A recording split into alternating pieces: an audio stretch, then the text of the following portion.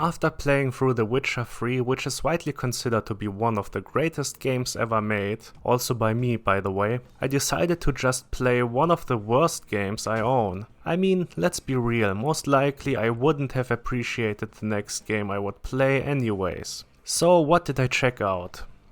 I mean, it's no surprise when you have clicked on the video, I mean you can read the title, but I just want to prepare you for this ride to hell.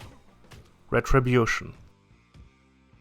This is the story of Jake, a man who just came back from Vietnam and wants to spend some time with his brother and uncle. But they quickly get ambushed by a gang called the Devil's Hand. With a member count ranging in the thousands it seems, they are a big threat and some of the lieutenants of the gang take matters in their own hands and kill Jake's brother, and seemingly him as well as they shoot him. But somehow he survives and starts his ride to Retribution and kills his way up the ranks of the gang, trying to find their leader and the reason for the hostilities. He also bangs a lot of chicks while taking revenge in really awkward situations.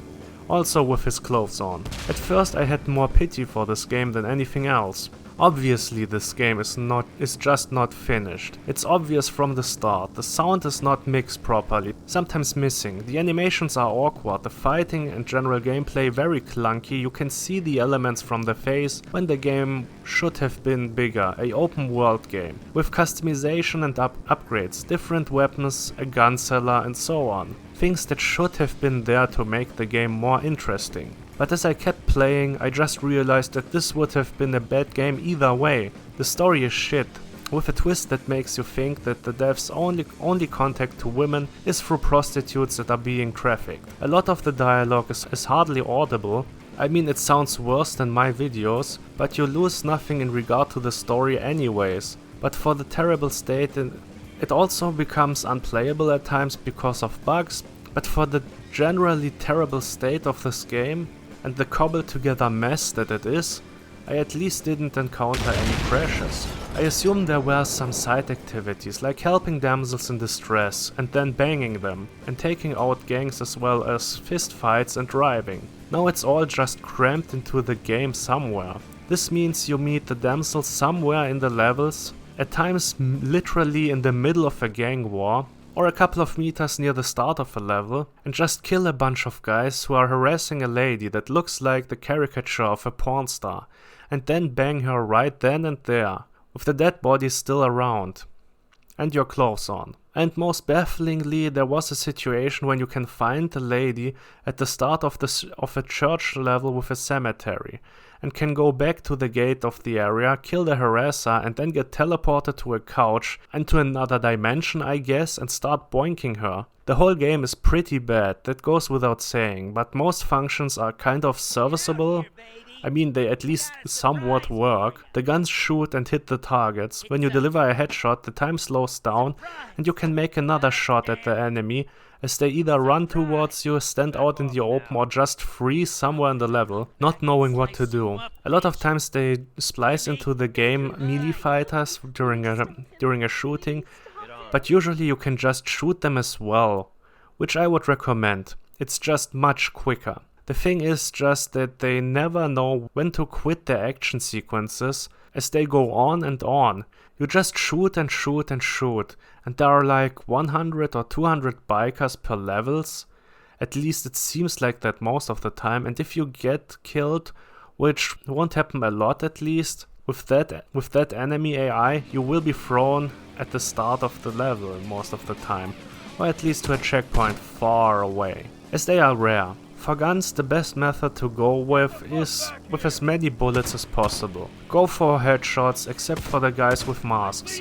For that you go as far away or to a spot from which you can take shots without being hit, and just start blasting. Those guys are just the worst. Especially as the cover system is kind of shit as well, and everything that isn't a headshot requires many hits to the enemy. You also just fight the same guys over the entire game. The grunts that are running around look different, but they are all just your regular grunt.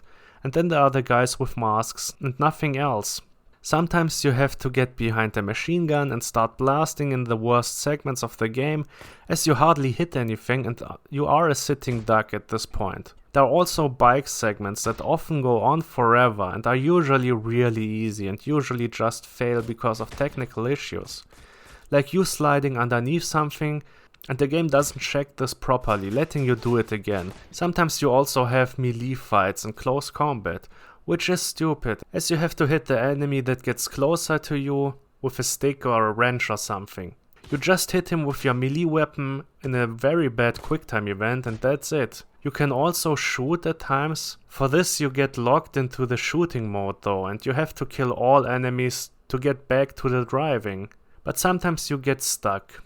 It's bad anyways though, and also a terrible part of the game. They tried to bring some variation into the game, but those things are so poorly executed that you wished they cut those elements out of the game as well. Like running after someone and then threatening him with a gun, or very convoluted missions, like getting through an electric fence.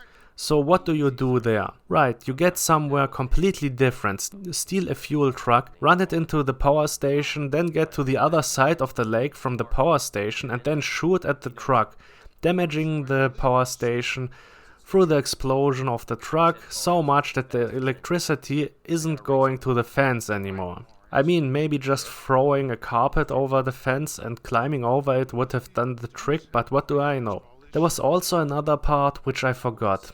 I guess my brain tries to protect me at this point. This was pretty bad, but I guess I just wanted to get through this game, of which many people just played the beginning and then put it away. But I have to say, it is playable. It's bad, but it's playable. You can get through it. Is it worth it? No, of course not, but I'm sure there will be enough people who will say that this is a great game in the comments, just like the other terrible games I played through and reviewed here.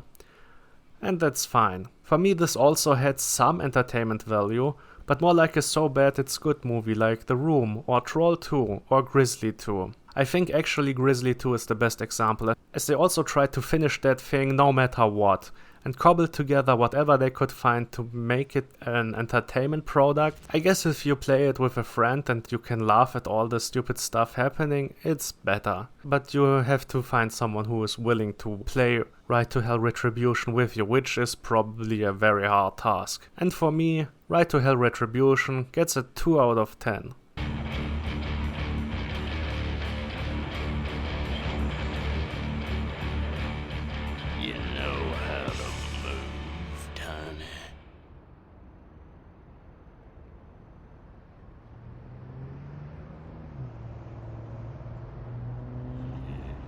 This is like a skinny little old baby cow, ain't he?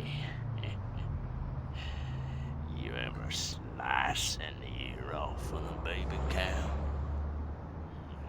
They scream and scream. It's funny. Mikey, I got your burger. Let's go. Looks like you've been summoned, boy. Run on home now. Hey! Stop! Where'd you get that?